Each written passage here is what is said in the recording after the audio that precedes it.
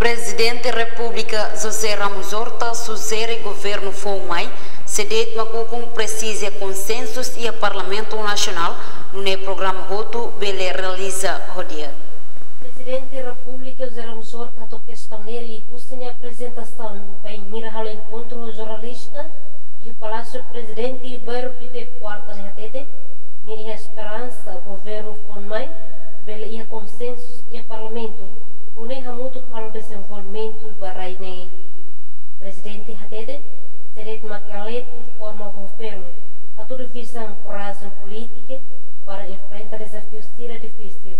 Une tem que buscar consensos de parlamento, consensos nacional, se lá o governo deve maquialeto a cada decisão deve mais importante, vai ver a oposição atacadeia. Presidente Hatete responsabilidade dia forte no capaz para Timor Baon, mas economicamente em interesse para nós, vai ver o governo tem que ter capacidade para a decisão. Emerência Pinto, Dona Anciano Magalhães, Testel News.